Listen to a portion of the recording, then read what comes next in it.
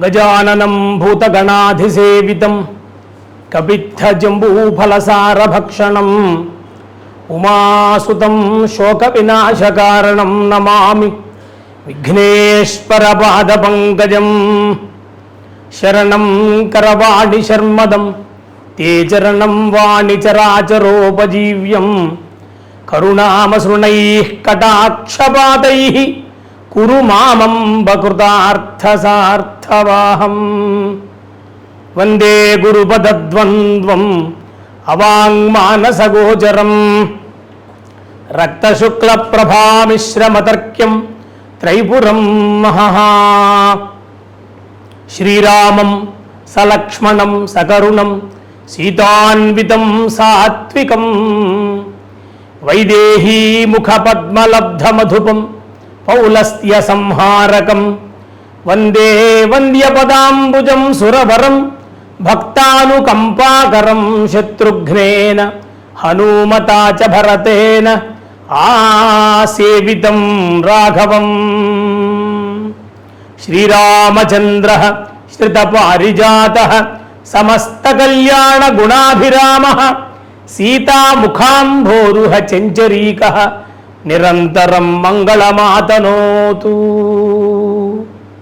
ముందుగా రేపు రాబోయేటువంటి శ్రీరామనవమి మహాపర్వదినాన్ని పురస్కరించుకొని రామభక్తులకందరికీ, అలాగనే ప్రపంచవ్యాప్తంగా, అలాగనే భారతదేశంలో అన్ని రాష్ట్రాలలో, అన్ని గ్రామాలలో, అన్ని చోట్ల రామాలయాల్లో, ప్రతి హృదయంలో రాముణ్ణి సేవించేటువంటి, సీతారాముల యొక్క కళ్యాణ వైభవాన్ని వీక్షించేటువంటి, ఆ ఘట్టాన్ని స్మరించేటువంటి రామభక్తులకందరికీ కూడా శుభాభినందనలు. అందరికీ నమస్కారాలు.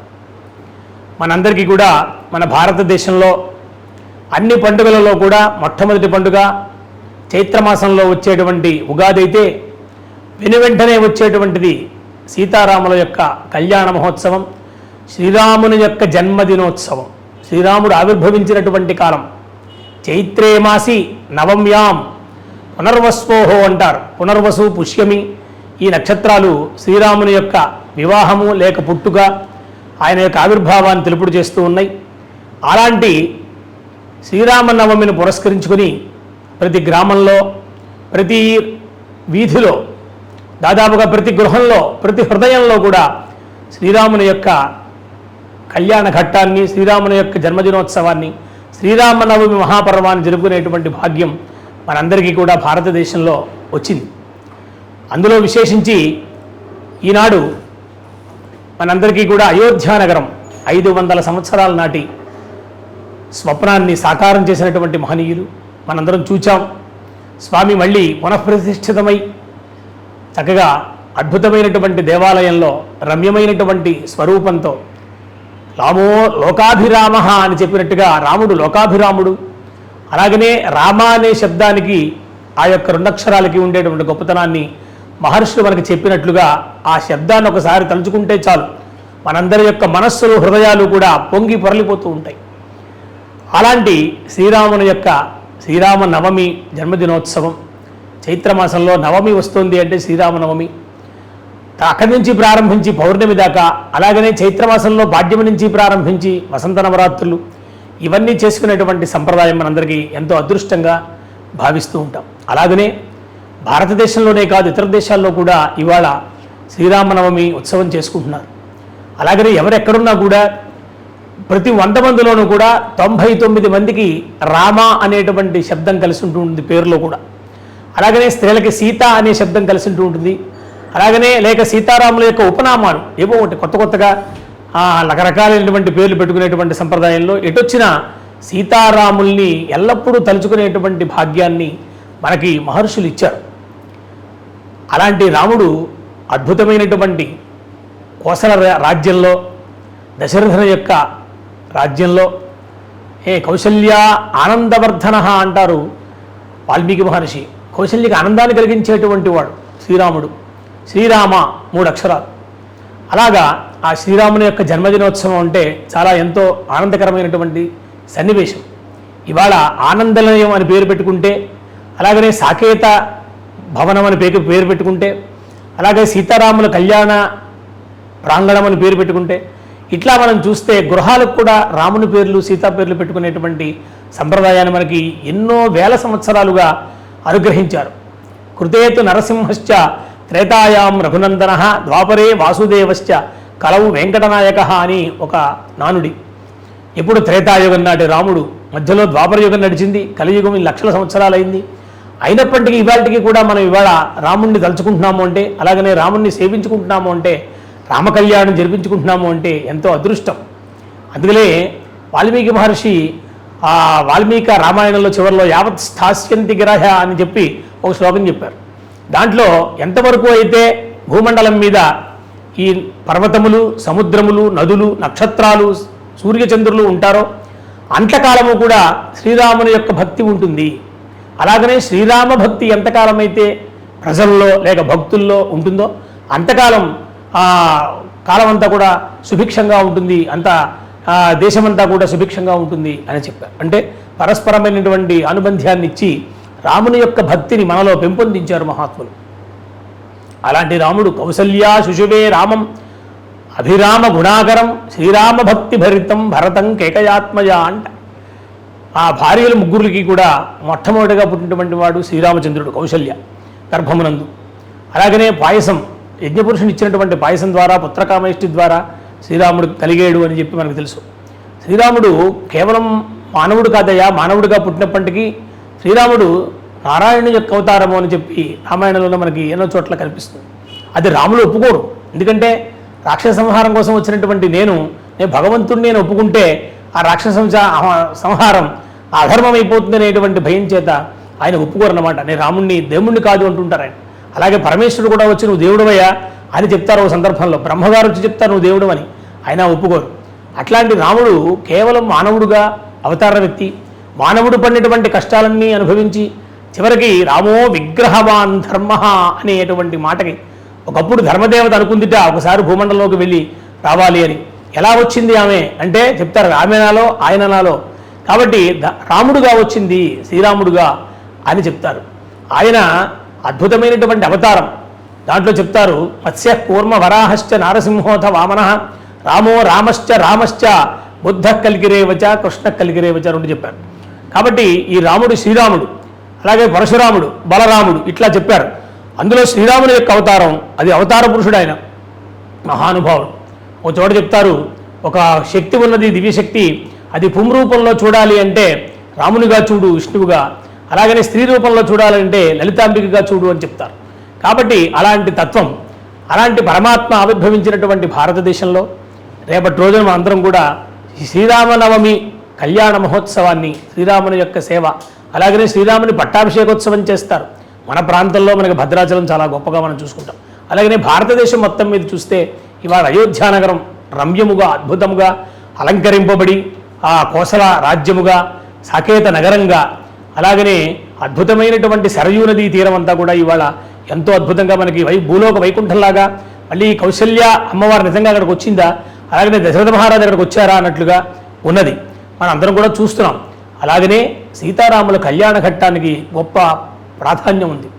ఇవాళకి కూడా మన ఇళ్లలో వివాహం చేసుకుంటే మన చిరంజీవుల గురించి శుభలేఖ రాస్తే దాంట్లో ఎప్పుడో జరిగిపోయినటువంటి సీతారాముల యొక్క కళ్యాణంలో ఆ ప్రధానమైనటువంటి ఘట్టం ఉన్నదే. సుముహూర్తం సూత్రధారణ అయిన తర్వాత అందరినీ కూడా అబాల గోపాలాన్ని అలరించేటువంటి ఘట్టం ఏదయ్యా అంటే తలంబ్రాల ఘట్టం. ఆ తలంబ్రాల ఘట్టంలో ఆనాడు ఆ మహర్షులు ఏ విధంగా అయితే వర్ణించారో, జానక్యాః కమలామలాంజలి పుటే యాః పద్మరాగాయితాః న్యస్తా రాఘవమస్తకే చ విలసత్ కుంద ప్రసూనాయితాః స్రస్తాః శ్యామలకాయకాంతి కలితాః యా ఇంద్రనీలాయితాః ముక్తాస్తాః శుభదా భవంతు భవతాం శ్రీరామ వైవాహికాః అనేటువంటి ఒక దివ్యమైనటువంటి మంగళ శ్లోకాన్ని ఇవాళకి కాదు, ఈనాటికే కాదయ్యా, ఏనాటికైనా సరే మనం ఆ సీతారాముల యొక్క పవిత్రమైనటువంటి బంధరూపమైనటువంటి కళ్యాణ మహోత్సవ సంబంధమైనటువంటి ఘట్టాన్ని ఇవాళకి స్మరించుకుంటూ ఉంటాం. మన చిరంజీవులకు మన ఇళ్లలో జరిగేటువంటి వివాహాల్లో ఈ నూతన వధూవరులకి శుభం కలగాలి, జయం కలగాలి, ఆనందం కలగాలి, అన్యోన్యత కలగాలి అని మనం చెప్పుకుంటూ ఉంటాం. అలాంటి సీతారాములకి ఆయనకి వివాహం అయ్యే నాటికి ఎంత వయస్సు 16 ఏళ్ళు లేవని. ఎందుకంటే ఆ విశ్వామిత్ర మహర్షి యజ్ఞార్థమై రక్షించడం కోసమని తీసుకెళ్ళడానికి వచ్చినాడు. అక్కడ రామాయణంలో చెప్తారు, ఊన షోడశ వర్షోమి రామో రాజీవలోచన అంటారు దశరథ మహారాజు. నా పిల్లవాడికి 16 ఏళ్ళైనా నిండలేదయ్యా అన్నారట. అంటే మరి ఏమిటనమాట, అప్పటికి వివాహం కాలానికి రాముడికి ఎంత వయస్సు? 16 ఏళ్ళే. కాబట్టి ఆయన ఇప్పుడు వంశాం మోహన రూపాయ, ఇప్పటికీ ఎప్పటికీ కూడా ఆయన అలాగే ఉన్నారు. అలాంటి దివ్యమైనటువంటి రూపం నీలాభ్ర రూపతే రామ, నీలాభ్ర రూపం వర్షించడానికి సంసిద్ధంగా ఉండేటువంటి మేఘం ఎలా అయితే ఉంటుందో కాలమేఘ అని కూడా వర్ణిస్తారు అన్నమయ్య గారు.